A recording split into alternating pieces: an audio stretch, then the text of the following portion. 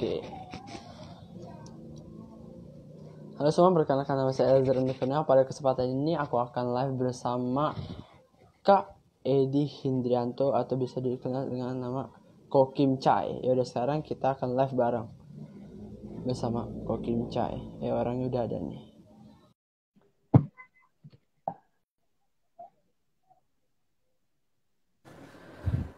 Halo Ko, Halo, halo, halo. apa kabar? Baik, baik, baik. Oke. Thank Gimana, you gimana, gimana? Ko untuk waktunya ya.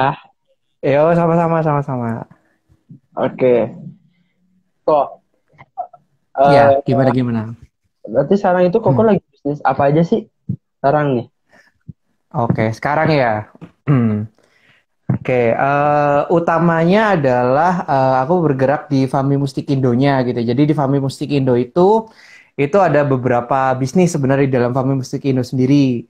Ya, yang ada kita ada produk kosmetik, kemudian kita ada produk sabun cuci, toiletries kayak gitu.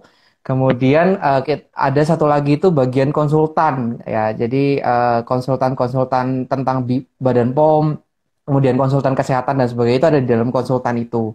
Terus ini sebenarnya yang ada satu lagi sebenarnya Supernat. Supernat tuh eh, apa ya? Saya itu termasuk produk baru. Ini masih kita udah launching tapi belum belum cari market intinya. Jadi kita masih produk baru, masih trial untuk kemasannya sih. Kira-kira begitu. Hmm, Berarti itu bisnis yang berjalan dalam kesehatan ya? Dibilang kesehatan nggak juga. Itu termasuknya apa ya? Termasuknya karena ada sabun cuci juga. Sabun cuci itu bukan kesehatan gitu. Hmm, Jadi ber- ya jatuhnya kebersihan lah ya. oh iya. Lebih ke arah kebersihan. Ha. Kenapa sih kayak kakak kan dari banyak banget bisnis kayak ada bisnis makanan gitu-gitu. Kenapa kakak Mm-mm. memilih bisnis yang sekarang kakak lagi jalanin? Oke, jadi ceritanya begini, ya. Yang pertama adalah yang Fami dulu gitu ya. Nah, ceritanya aku tuh dulu, aku kuliah gitu ya. Aku lulusan apoteker, farmasis gitu ya. Dan mungkin salah satu apoteker yang unik gitu ya, karena hobiku adalah formulasi gitu ya. Kalau zaman dulu kuliah itu kita ada kelas gitu ya, kelas apa ya belajar tentang formula-formula kayak gitu. Nah, itu salah satu pelajaran yang paling aku suka lah gitu ya. Iya. Nah, dari situ tuh apa? Aku susun tuh. Jadi aku tuh punya buku gitu ya, ya aku punya kitab gitu. Nah, kitab itu isinya formula-formula semua gitu ya. Dan dulu sempat ada teman juga ulang tahun gitu ya, dikerjain sampai kita buatin gitu ya, balsem dari cabe gitu ya. Jadi apa namanya ya senang banget gitu loh formula-formula. Jadi eh, apa ya Fami itu bermula dari hobi sebenarnya gitu ya. Dari hobi formula kemudian diterapkan gitu ya dan akhirnya terbentuklah Fami Mustik Indo ini dengan produk kosmetik dan sabun cuci itu gitu ya. Fami itu singkatannya yang belum tahu itu fa-nya itu favor gitu ya. Kasih karunia, sedangkan mi-nya tuh miracle sebenarnya gitu. Jadi berharap di dalam bisnis ini tuh banyak kasih karunia dan miracle-miracle yang terjadi. Sebenarnya gitu. Mantap Nah, nih. sedangkan kalau yang minuman yang Supernat itu istilahnya jadi begini. Waktu kapan lalu itu ada temen gitu ya, dia eh, punya ekstrak cukup banyak gitu ya, dan dia bingung ekstraknya mau diapain kayak gitu kan ya. Nah, terus aku tuh sempat keinget gitu ya kata-kata Kok Clemens ya, ya kayaknya kamu kenal juga Kok Clemens gitu ya. Kok Clemens kan bilang yang penting bantu orang dulu gitu ya. Nah, dari situ aku berpikir apa yang bisa aku bantu nih gitu ya untuk temanku ini gitu ya.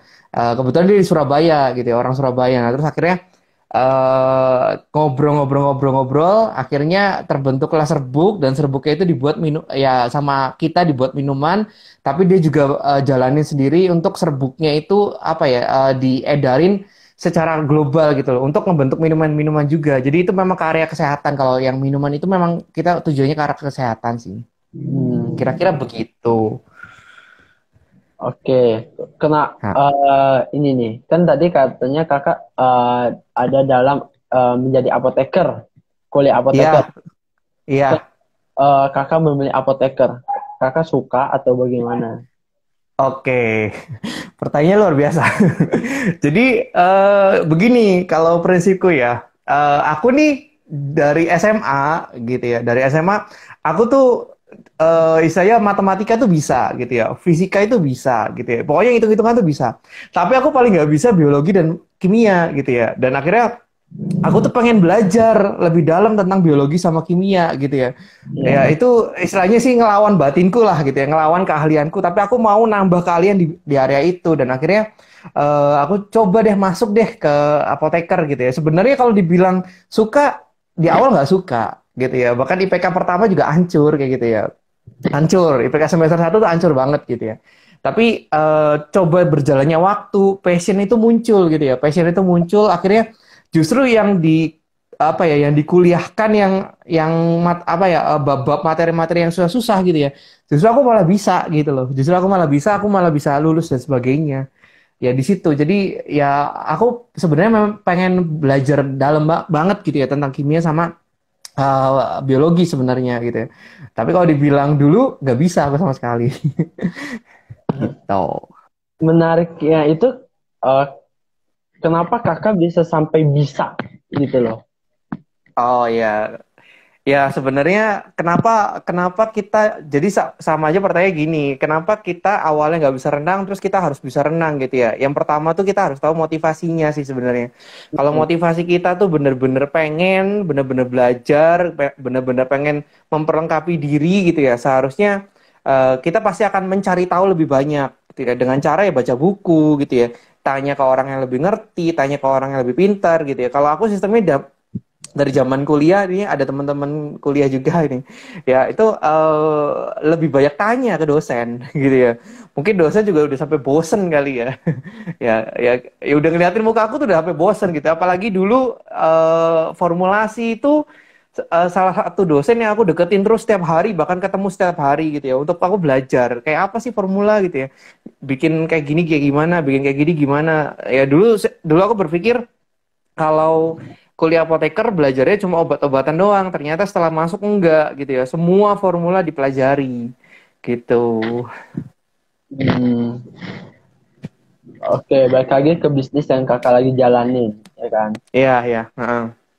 Kakak memulai kayak bener-bener kayak titik aku mau memulai bisnis itu kayak kapan? Oke. Jadi memulai bisnis tuh mulainya 2016, 16 pertengahan kurang lebih gitu ya. Jadi sebelumnya aku juga fokus di R&D di salah satu perusahaan farmasi juga kayak gitu ya. Kemudian dari situ aku masuk sambil kerja sambil jalanin usaha sabun itu. Jadi pertama kali Fami Mustik Indo itu kita punya produk sabun cuci sebenarnya gitu ya. Nah, Ya. sabun cuci itu berjalan terus gitu ya. Sampai akhirnya 2016 tuh kita mulai mulai trial lah gitu ya. Aku tuh mulai trial, kemudian mulai cari market gitu ya, mulai cari-cari pasar. Nah, ketika 2016 tuh terjun ke pasar, ternyata produk yang aku hasilkan nggak ada orang yang satupun yang suka. Ya, jadi customer itu ya istilahnya customer nggak ada yang suka dengan produkku lah gitu ya. Customer tuh banyak yang nolak produkku kayak gitu ya. Nah dari situ selama 1 tahun kurang lebih itu produk nggak kita tuh nggak jualan selama 1 tahun gitu ya. Jadi 1 tahun tuh bener-bener kita cuma cari formula yang bener-bener pasar suka gitu ya. Ya karena waktu itu aku berpikir dengan keahlianku, dengan apa ya, aku bisa formula gitu ya. Aku bisa jualan, ternyata enggak. Ternyata pasar itu berkata lain gitu ya. Ternyata pasar tuh kita nggak bisa ngelawan pasar lah istilahnya. Jadi pertama-tama tuh aku buat sabun cuci piring tuh warnanya nggak hijau, warnanya merah gitu ya. Baunya pun strawberry dan orang tuh nggak ada yang terima, itu ditolak semuanya gitu ya. Kemudian diganti warna hijau, tetap ditolak juga karena memang ada bahan-bahan yang keras gitu ya. Ya akhirnya ditolak. Bahkan sabunku itu sampai dibuang di depanku gitu ya. Ya aku sempat lihat sendiri sih, tapi ya memang begitu gitu loh. Pasar begitu keras kayak gitu loh. Nah itu jadi kenapa dibilang mau memulai bisnis ini? Ya karena posisinya waktu itu adalah kalau aku bilang itu kepepet gitu ya. Karena posisinya waktu itu ceritanya adalah waktu zaman kuliah dulu gitu ya. Orang tua aku tuh lumayan punya utang lumayan banyak gitu ya. Lumayan banyak untuk menyekolahkan aku lah intinya. Nah, jadi Waktu zaman aku SD, SMP sih eh, kita tuh ya kalau dibilang kita tuh dari keluarga yang cukup berada waktu SD SMP. Kemudian masuk SMA kita ngedrop gitu ya, bener-bener ngedrop semua harta kita semua jual gitu ya, sampai kita itu minus gitu ya. Sampai akhirnya aku kuliah itu di semester 4 itu titik balik sih. Titik balik hidupku di semester 4 ketika di semester 4 itu papaku meninggal gitu ya. Papaku meninggal. Nah, di saat itulah bisnis bisnis orang tua goncang gitu ya. Bisnis orang tua goncang, bisnis orang tuaku spare part motor gitu ya. Itu goncang, bener-bener goncang banget. Kemudian setelah goncang yang terjadi adalah mamaku bilang, udah kamu tetap sekolah aja, tetap kuliah sampai lulus apoteker gitu ya. Nah, apoteker kan 4 tahun tambah 1 tahun profesi gitu ya, dan itu biayanya lumayan kan, biayanya lumayan, dan akhirnya mamaku diem-diem utang, dan utangnya sama rentenir gitu ya, utangnya sama rentenir gitu ya. Jadi tiap bulan tuh udah mati-matian bayar 2 juta, 2 juta gitu ya. Bahkan 4 juta kadang berapa gitu ya. Tergantung rentenir yang minta. Dan itu bukan bayar utangnya, tapi hanya untuk bayar bunganya doang kayak gitu loh.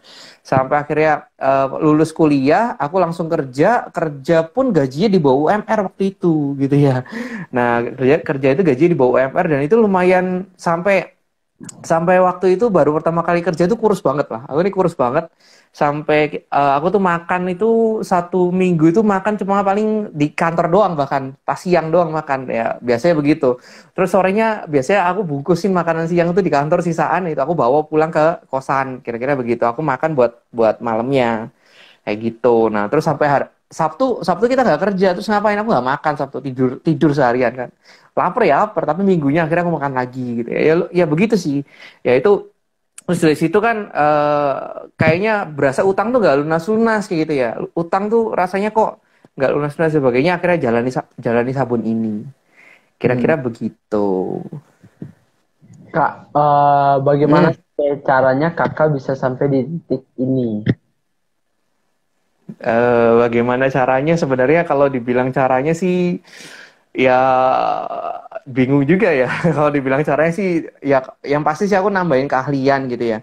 Kalau untuk izin dan sebagainya itu kan aku nambah kenalan gitu ya. Jadi aku tuh nganggap tiap tiap siapapun orang yang istilahnya ada di depanku gitu ya. Aku tuh selalu kenalan, dan aku tuh menyambut mereka tuh secara hangat. Jadi anggapan orang yang di depanku itu adalah teman-temanku kayak gitu ya. Aku anggap semua orang di depanku itu teman-temanku, termasuk kamu juga gitu ya. Nah, itu dari situ tuh kita tuh kayak kayak ada satu waktu tiba-tiba teman itu diperlukan gitu. Kita nggak sadar kapan teman itu diperlukan gitu ya. Nah, ternyata setelah setelah jalanin sekarang gitu ya, yang Fami Mustikindo yang bagian perizinan gitu ya, ternyata itu berguna banget gitu, itu berguna banget gitu ya. Karena dulu awal-awal sih eh, aku produksi sabun dan sebagainya itu kejar-kejaran sama polisi, kejar-kejaran sama Badan POM gitu ya. Karena kenapa umpet-umpetan gitu ya, umpet-umpetan. Nah, tapi kan setelah udah ada izin dan sebagainya, ya udah lumayan gitu ya, lumayan aman gitu ya, dan pasar juga udah puji Tuhan ya lumayan luas lah sekarang gitu Hmm. ya. Apakah yang kayak di dalam bisnis ini titik terendah yang kakak alami apa? Apakah yang sebelumnya itu yang apa? Yang dalam kuliah atau bagaimana? Oh, jadi bisnis ini dimulai bukan dari zaman kuliah gitu ya. Zaman kuliah aku orangnya suka nongkrong, jadi boro-boro mikirin uang, boro-boro mikirin bisnis enggak sih gitu ya. Jadi zaman apa ya, istilahnya bisnis tuh terjadi ketika aku tuh udah mulai kerja, intinya begitu. Nah, kalau dibilang titik terendah sebenarnya yang masih teringat sampai sekarang itu adalah yang pertama adalah waktu pas pertama kali memulai bisnis gitu ya. Nah, ketika pertama kali memulai bisnis tuh waktu itu dari dalam posisi aku tuh ya nggak single gitu ya, aku punya pacar, dan memang pacar meninggalkanku begitu saja lah intinya. Kayak gitu, itu yang pertama. Itu lumayan sih, karena waktu itu rencananya kita mau nikah dan sebagainya, itu ditinggal begitu aja tuh ya rasanya gimana gitu ya.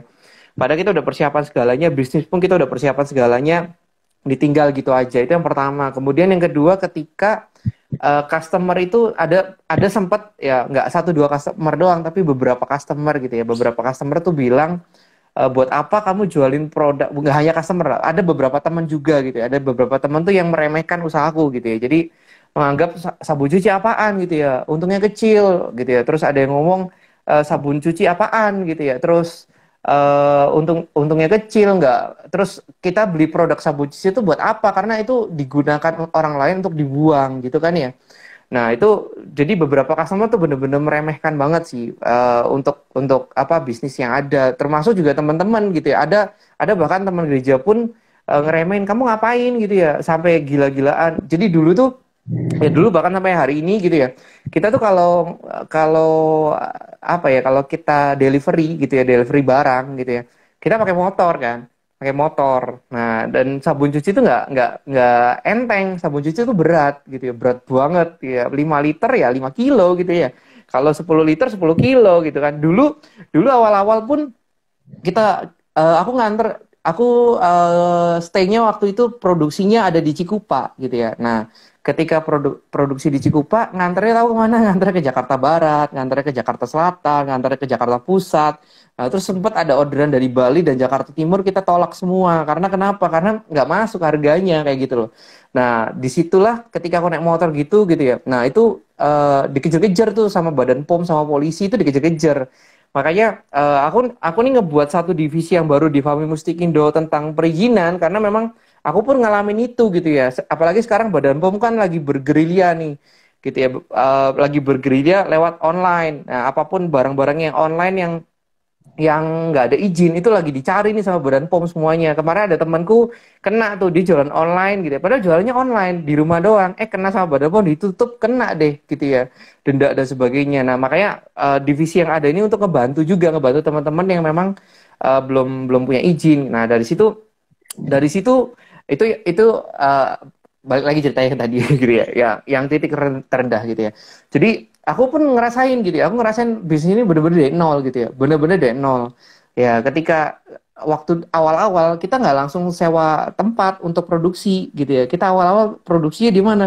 Di kosan. Aku doang produksi sendiri, aku produksi di kosan, dan aku sempat 5 kali mau diusir sama bapak kos karena produksi di dalam kosan gitu ya. Jadi ya itu, jadi memang mulainya dari kosan gitu, dari kecil banget. Dari situ mulai masuk ke kita sewa rumah gitu ya, bukan sewa rumah yang gede sih, tapi masih sewa rumah yang kecil ya, untuk mulai produksi dulu waktu itu ya, sampai hari ini gitu ya. Nah, kalau yang produk kosmetik kita itu kita, karena kita belum ada izin untuk produksi kosmetik, makanya produk produk kosmetik ini diproduksi sama teman saya di Semarang kayak gitu ya. Jadi saya cuma sebagai distributor doang. Kalau kamu lihat juga di mustikindo.official itu kan ada produk-produk kosmetik banyak kan itu ya. Nah, karena produk kosmetik itu dijual secara online. Sedangkan yang sabun cuci saya jual secara offline, door to door.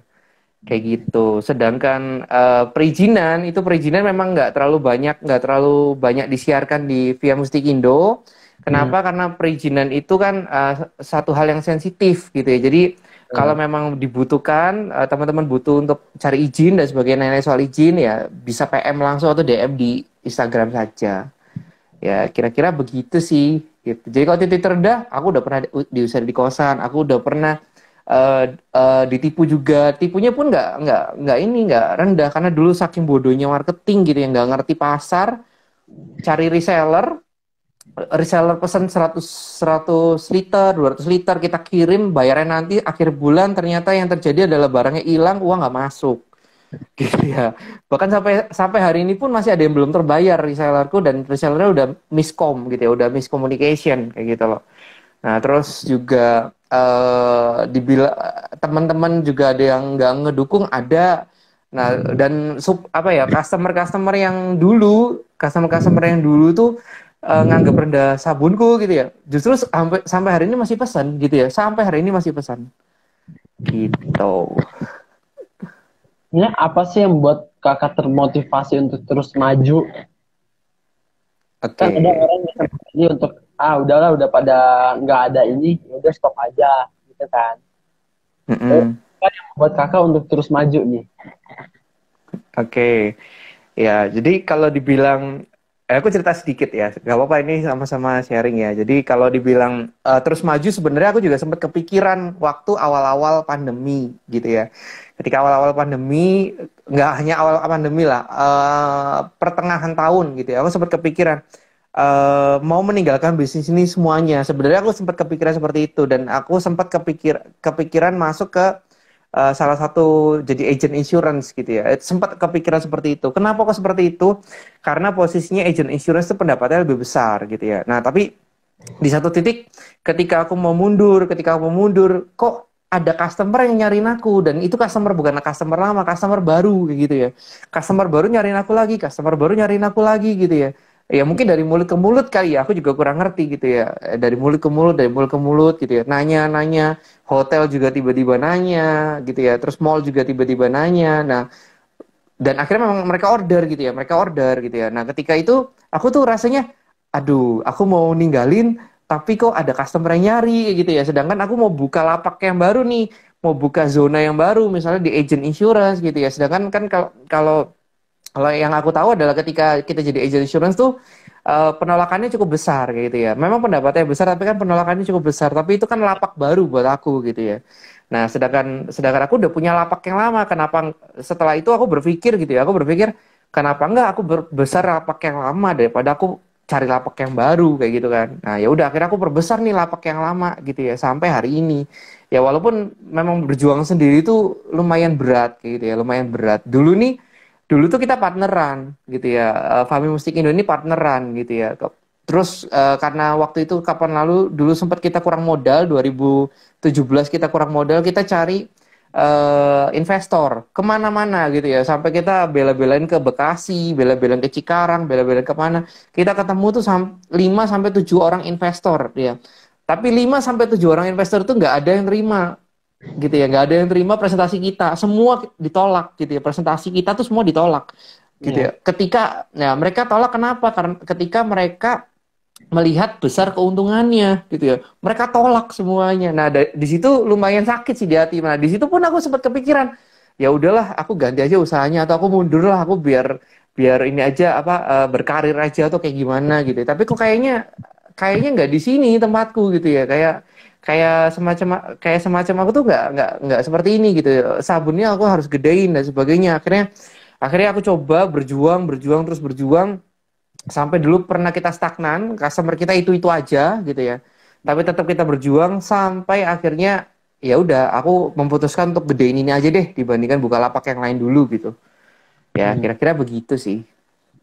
Nah, ya, sekarang kan ada di masa pandemik ini kan, Betul. banyak orang yang benar-benar kayak merosot banget, ya kan. Mm-mm. Mm-mm. Ini bagaimana di sini dalam masa pandemik ini? Oke. Jadi di 2 bulan pertama pandemi kita minus income bukan zero income lagi ya minus income gitu ya karena operasional harus jalan terus sedangkan gaji karyawan juga harus jalan sedangkan apa ya pendapatan nggak ada nol gitu ya jadi bukan zero lagi tapi minus income.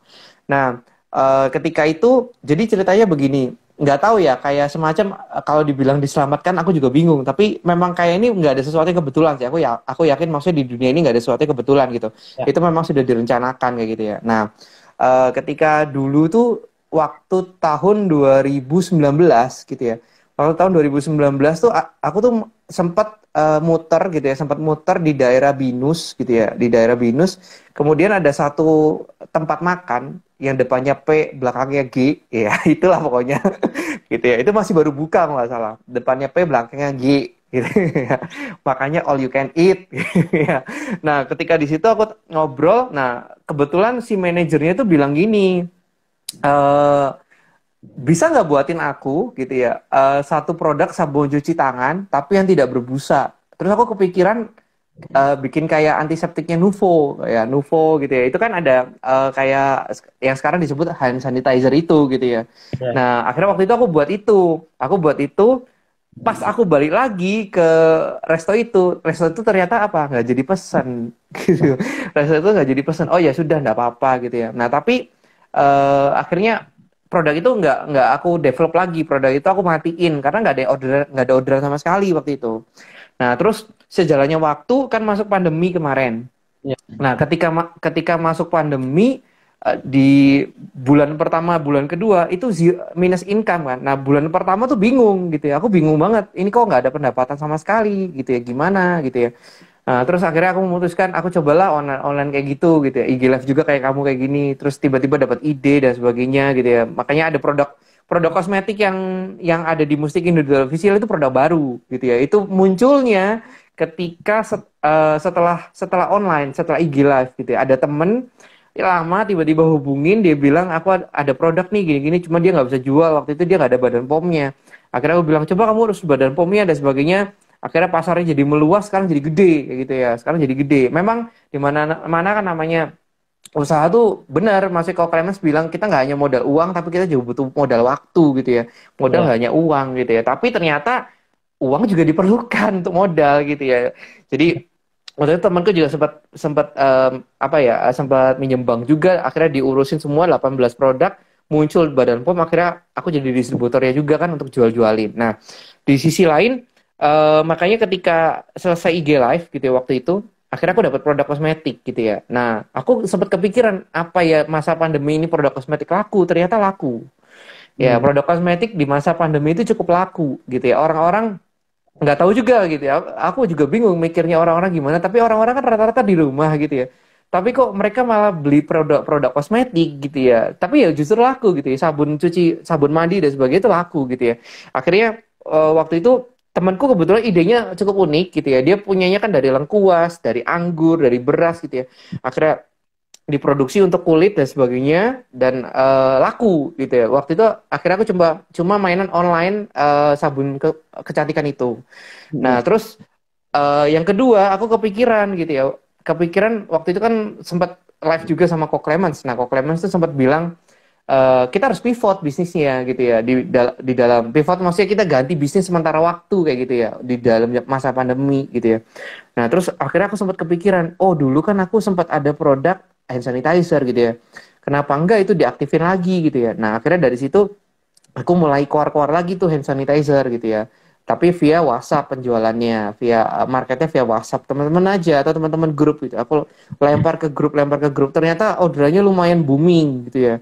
Orderannya di 2 minggu pertama hand sanitizer itu sebenarnya hand sanitizer waktu itu karena waktu itu si P strip-strip G itu gitu ya nggak jadi pesen jadi akhirnya kan aku nggak urus izinnya gitu ya aku udah lupakan lah izinnya aku lupakan formulanya tapi ketika ketika kok tiba-tiba masa pandemi ini yang booming hand sanitizer kan ya lumayan kaget juga karena itu produk yang nggak laku itu produk yang orang tuh nggak lirik sama sekali gitu ya tapi ternyata semua orang sekarang melirik itu gitu kan nah dari situ akhirnya diuruslah izinnya gitu ya dengan tim yang ada keluar booming gitu ya di 2 minggu pertama kita booming itu puji Tuhan sih lumayan lumayan bisa menutupi minus-minus yang ada gitu ya di 2 minggu pertama gitu ya. Tapi setelah itu nggak bisa lagi. Kenapa? Karena kita kehabisan supplier, kehabisan bahan baku. Ya. Jadi untuk mempertahankannya ya itu. Jadi aku aktifkan produk yang justru nggak laku waktu itu, tiba-tiba jadi laku ketika masa pandemi. Kemudian sisanya adalah aku mainin di sabun kosmetik itu, gitu ya. Gitu. Nah, bagaimana sih kita bisa mengetahui apa yang dimau oleh customer kita? Oke. Caranya adalah ngobrol. Tanya gitu ya. Kita perlu kulik customer kita perlu ngobrol sama customer kita perlu deket lah sama customer kita. Soalnya karena gini, aku selalu menganggap setiap orang yang ada di depanku itu bukanlah orang asing atau musuh kita atau gimana. Karena sampai sekarang tuh ada loh teman-temanku yang memang dia punya produk ya. Harusnya kan sekarang kan zaman kolaborasi gitu ya. Ya yang punya produk ya yang lain bantuin jual gitu ya. Ternyata ada temanku yang punya produk dia nggak mau dibantuin jualan karena memang dia pengen untung sendiri gitu ya. Pengen untungnya biar gede ya jadi dia untung sendiri dibandingkan dia pakai reseller yang untungnya lebih kecil kan gitu ya. Ya. Nah, itu ada yang orang-orang seperti itu gitu ya. Nah, sekarang untuk apa ya? Maksudnya kalau kalau aku nganggap setiap orang yang ada di depanku itu adalah temanku dan dia tuh bisa saya dia bisa ngasih masukan apapun ke aku gitu ya. Nah, dari situ aku ngobrol gitu ya. Tiap kali dan bahkan sekarang kalau aku jualan pun aku nggak langsung tembak, "Ayo mau jualan sabun cuci aku mau datang mau jualan sabun cuci piring, sabun cuci tangan enggak," gitu ya. gitu ya. Tapi aku datang dengan cara ngobrol gitu ya. Aku tanya dulu gitu ya. Di sini kebutuhannya apa aja kalau untuk dapur gitu ya. Nah, kalau misalnya yang kosmetik, kenapa masalah kulitnya di mana gitu ya. Aku selalu setelah itu aku kasih rekomendasi. Jadi, dokter gitu ya. Kalau orang sakit ke dokter itu kan butuh resep gitu ya, butuh resep obat kan. Nah sama, jadilah dokter gitu ya di dalam kehidupan. Jadi kamu butuhnya apa? Kalau memang dia nggak butuh sabun, jadi cerita begini, ada satu customer gitu ya, unik. Waktu itu aku sempat datang gitu ya, ajak ngobrol, ibu-ibu gitu, ajak ngobrol. eh, Kelihatan mukanya sedih gitu ya. Ya, awalnya kan namanya aku sebagai penjual ya aku pengen jualan sabun dong gitu ya. Tapi aku lihat mukanya sedih, aku tanya, "Ibu ada apa?" gitu ya. Jadi aku makan di situ, makanannya lumayan mahal gitu ya, 120-300 ribu lah kurang lebih. Akhirnya terpaksa makan di situ, terus ngobrol sama si ownernya gitu ya. Di Jakarta Pusat waktu itu. Ngobrol-ngobrol bentar, ternyata dibilang suaminya sakit gini gini gini. Terus ya ternyata aku datang situ itu bukan nggak jadi jualan. Terus ngapain? Aku datang situ malah ngedoain suaminya. Kan lucu gitu ya. Ya memang beda beda ini beda keyakinan, tapi aku bilang, nggak bu, nggak apa-apa ya saya doain dengan agamaku, ya nggak apa-apa, oke ya, doain sebentar selesai. Habis itu udah, aku nggak nawarin sabun sama sekali. Tapi si ibu itu tahu aku bawa tas isinya sabun. Ibu itu tahu gitu ya. Karena kebetulan tas yang aku bawa tuh lumayan rusak, lumayan jelek gitu ya. Jadi memang kebuka gitu kan, kelihatan gitu ya. Nah, dari situ si ibu itu tanya gitu ya. Kamu kesini mau ngapain? Enggak bu, saya nggak mau ngapa-ngapain gitu ya. Saya cuma mau ngedoain ibu aja gitu. Tapi kan lucu gitu ya. Lah aku kan tujuannya mau jualan, kok malah datang ke restoran ngedoain si owner, kan lucu gitu ya. Nah terus akhirnya dari situ aku pulang. Oh ya udah, ya akhirnya aku pulang. Bukan aku yang dapat uang, tapi aku keluar uang. Kenapa? Aku makan di situ, aku ngedoain dia gitu ya. Jadi akhirnya aku pulang. Tahu nggak gitu ya? Beberapa hari kemudian dia WA. Kamu kemarin bawa apa sih? Gitu ya. Aku pengen tahu aja. Aku bilang, oh iya waktu itu aku bawa sabun bu. Akhirnya aku cerita via WA loh, via WA. Terus habis itu ngobrol-ngobrol-ngobrol, terus ngobrolnya aku nggak ngobrolin soal sabun, ngobrolnya adalah ibu suaminya gimana, udah agak sehatan belum? Ternyata dia cerita suaminya meninggal gitu ya, suaminya meninggal, nangis lagi dia, pokoknya 3 hari apa 4 hari gitu ya meninggal.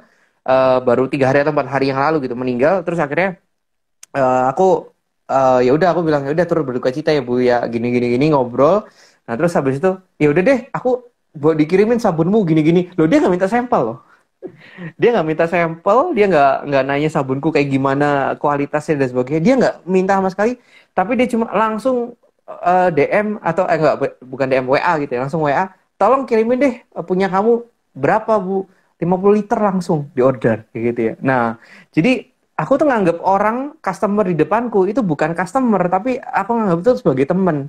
Ngobrol, tanya mereka keperluannya apa. Kadangkala memang mungkin itu bukan barang kita yang mereka perlukan, tapi kalau memang kita ada channel, ya udah kasih ke yang lain gitu ya. Seringkali kita tuh terlalu pelit untuk ngasih ke yang lain gitu ya. Nah, itulah yang biasanya ngehambat berkat-berkat tuh, begitu sih gitu ya. Itu yang aku belajarin selama ini. Oh, mantep banget Kak. Ya, Keren nih. sip sip. Silakan Oh, silakan. oke. Sebenarnya kan kakak udah alamin udah lumayan lama lah ya dalam bisnis. Ya. Kakak ada motivasi apa nggak untuk bagi yang mau membangun bisnis ataupun yang bagi semua kita lah? Oke, untuk yang mau bangun bisnis, intinya adalah kita tuh harus kerja keras lah ya. Seringkali, apalagi milenial-milenial gitu ya, kita harus benar-benar kerja keras. Jangan berpikiran kerja cerdas terus gitu ya. Kerja cerdas itu sebenarnya bisa ketika kita tuh udah di yang level paling atas gitu ya. Tapi ketika kita masih di level, janganlah kita punya bisnis langsung di level paling atas gitu ya. Ya. Belajarnya justru dari bawah. Karena kalau kita levelnya langsung paling atas, biasanya kita tuh sering kena tipu gitu ya sama yang bawah-bawah gitu ya.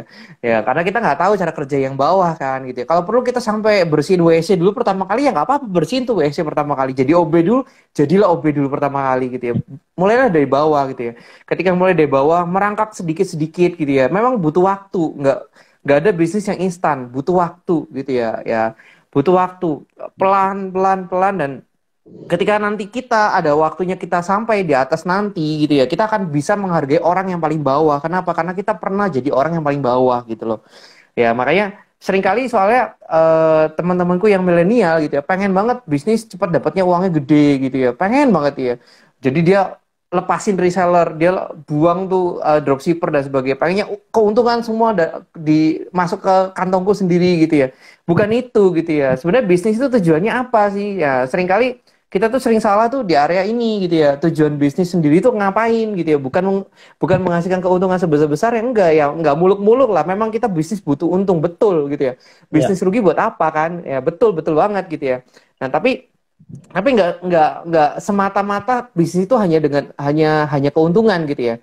Ya, ya, tapi bisnis itu utamanya adalah kita bantu orang lain gitu ya. Kita bantu orang lain kayak misalnya gitu ya. Kayak tadi aku cerita juga banyak orang yang sekarang nih yang baru-baru ini itu kan karena ini juga aku cerita Fami Mustik Indo kan ada yang area perizinan gitu ya. Kenapa kok area perizinan itu baru dibuat bulan lalu? Baru dibuat bulan lalu gitu ya. Itu udah ada 2 customer gitu ya, ketangkep. Bukan 2 customer ketangkep, maksudnya 2 customer minta bantuan untuk perizinan izinnya gitu ya.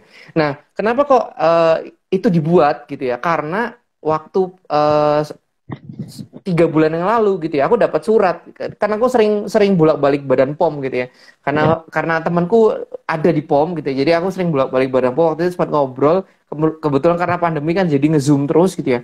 Nah dia ngobrol sekarang tuh ada undang-undang yang akan menutup setiap apa ya, kayak Tokopedia atau apa yang tidak ada izin. Lagi dicari sekarang, semua itu lagi dicari sama Badan POM. Itu ada undang-undangnya, udah keluar undang-undangnya baru seminggu yang lalu baru keluar, tapi udah diobrolin tuh dari 3 bulan yang lalu sebenarnya gitu ya. Nah makanya adalah itu Fami Mustik Indo ya, bagian perizinan gitu ya. Nah dari situlah aku berpikir, ayo kita bantu deh orang-orang. Jadi aku ada timnya, satu lagi ada tim regulatori gitu ya. Aku ada satu tim, ada satu temen dia orang regulatori gitu ya. Dia juga bolak-balik ke POM, sapi dokumen dan sebagainya, bikin dokumen. Nah, dia pun bilang gitu ya, banyak banget nih sekarang nih yang ketangkep nih, gini. Akhirnya yang aku bisa selamatkan, aku selamatkan dulu. Jadi waktu itu ada 2 orang yang baru pertama kali mau memulai bisnis kutek. Kalau kamu tahu kutek gitu ya. Satu kutek, satunya tuh bisnis makanan gitu ya. Ada 2 orang gitu ya. Satu kutek, satu bisnis makanan. Nah, itu butuh izin. Izinnya pun Badan POM gitu ya, bukan Kemenkes gitu ya. Nah, kalau Kemenkes lebih mudah sih. Tapi kalau POM tuh ya lumayan berat dan harganya lumayan mahal gitu ya. Nah, dari situ akhirnya kita coba gitu ya. Kita coba masuk dan sebagainya, akhirnya lolos gitu ya, lolos. Nah, ini kalau hari ini beberapa hari ini kita lagi fokus di 2 pabrik gitu ya. Yang satu produk, kalau kamu tahu ada apa ya, ada distributor dari Polandia gitu ya, Tutti Frutti namanya ya, sabun Tutti Frutti itu lumayan besar gitu ya.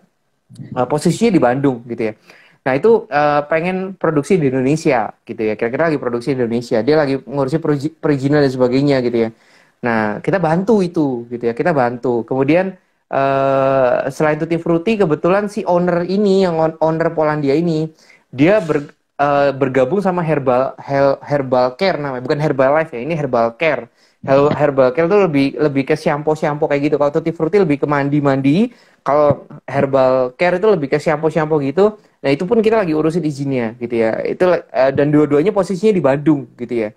Kemudian ada satu lagi, ini juga baru pada. Jadi saya banyak perusahaan-perusahaan baru yang datang dari luar negeri ke Indonesia masuk gitu ya. Nggak tahu ya, aku nggak gitu ngerti politik, tapi intinya mungkin Pak Jokowi juga lagi buka kali ya untuk orang luar masuk ke Indonesia, makanya banyak banget orang-orang luar nih masuk ke Indonesia gitu ya, untuk bersaing dengan produk kita nih gitu ya, produk-produk Indonesia gitu ya.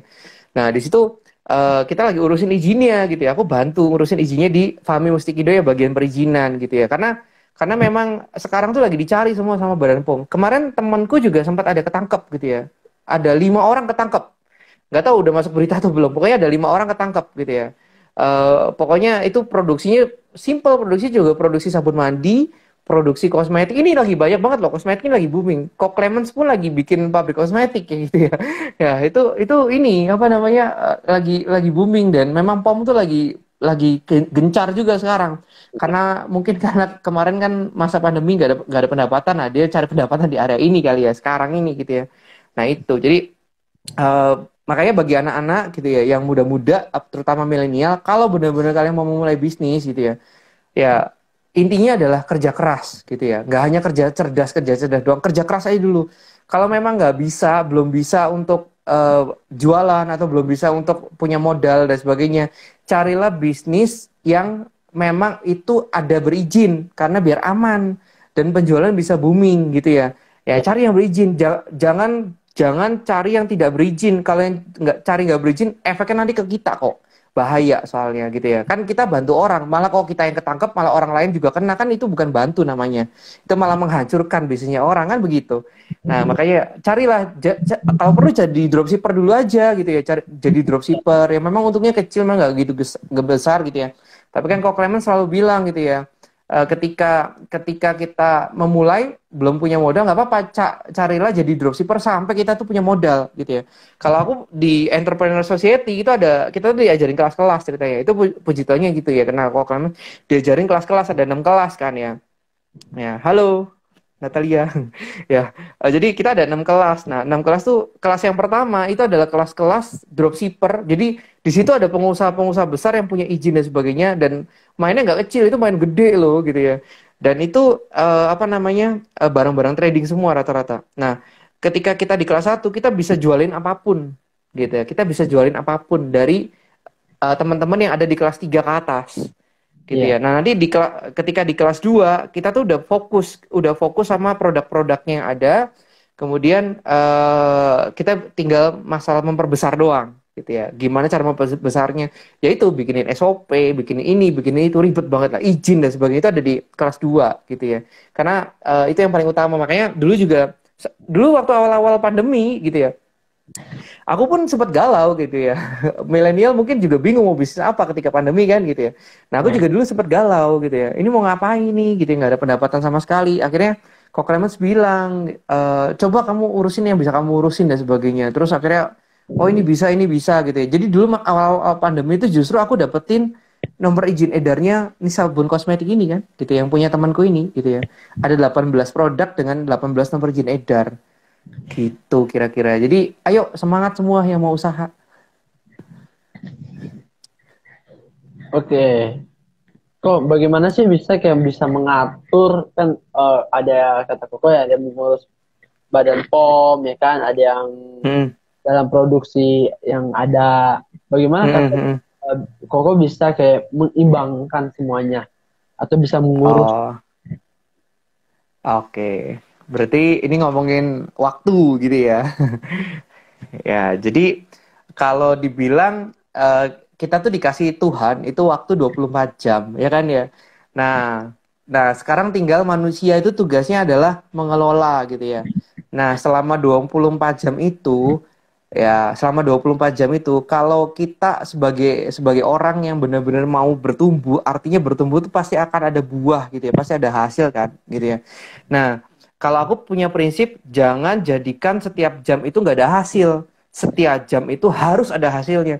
Bahkan ketika aku ngobrol sama Badan POM pun, itu ada hasilnya apa? Aku punya teman baru gitu ya. Aku nggak pernah mau ngobrol sama Badan POM nggak ada hasilnya, nggak ada pengetahuan apa-apa. Aku nggak pernah mau gitu ya. Aku selalu pengen ada info apa sih gitu ya, ada update apa. Nah, dari situ tuh aku selalu nerapin gitu ya, bahwa hari ini adalah hari terakhirku hidup. Makanya ketika aku terapin hari ini hari terakhirku hidup, aku tuh bener-bener, ya saya kayak semacam push gitu ya, push diri kita sendiri. Ya, kita atur sedemikian rupa dari bangun tidur sampai kita tidur lagi gitu ya. Tidur nggak boleh telat gitu ya. Ya awal-awal sih memang memang kita tuh tidur sampai jam 3 jam 4. Ini satu tim itu tidur jam 3 jam 4 pagi loh gitu ya. Awal-awal begitu gitu ya. Tapi sekarang kita paling mentok tuh tidur jam 11 jam 10 gitu ya.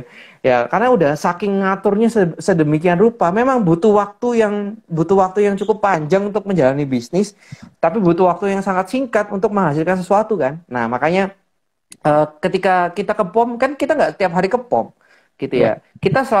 Kayak misalnya aku waktu itu temanku punya 18 produk. Kita nggak submit satu-satu produknya gitu ya, ya. Kita tunggu semua dokumennya lengkap, kita udah ada perkiraan. Makanya itulah butuhnya konsultan POM itu karena kita nggak tahu ketika kita datang ke POM, kita bingung mau ngapain, kita mau bawa apa, kita datang cuma nanya-nanya doang. Nah itu buang waktu menurutku gitu ya. Makanya buat apa, tinggal bayar konsultan selesai kan. Nah makanya Fahmi Mustikindo ya bagian konsultan, nah, ini ada untuk bantu kita semua gitu kan. Nah kita udah tahu dokumen apa yang diperlukan POM gitu ya. Ada pengujian apa yang kita perlu lakukan. Kemudian ketika datang sana, nah ketika datang sana tuh kita kayak diaudit, kita ditanya-tanya nih gitu ya. Ini produknya apa, buat apa dan sebagainya. Ditanya-tanya semua, formulanya ditanya apa semua, kita open gitu ya. Kalau POM itu kita semua open ke dia. Nah ketika open semua ke dia, udah lulus tuh gitu ya. Lulus ketika kita lulus udah masuklah, kita tinggal nunggu nomor izin edar berapa hari atau berapa bulan keluar gitu ya.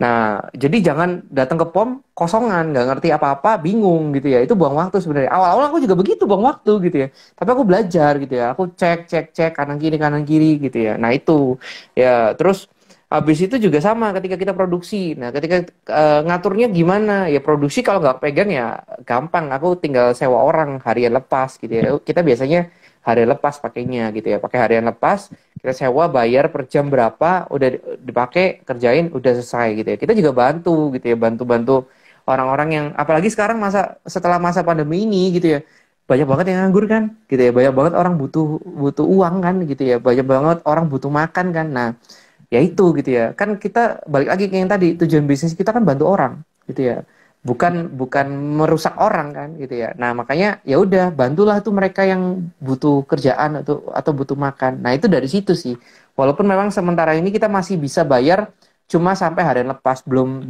1 bulan gitu ya. Ya kita sih berharap, maksudnya kalau bisa 1 bulan tuh full kita produksi terus dan orderan terus menerus datang ya, nanti mereka juga yang dapat efeknya kan. Ya begitu sih.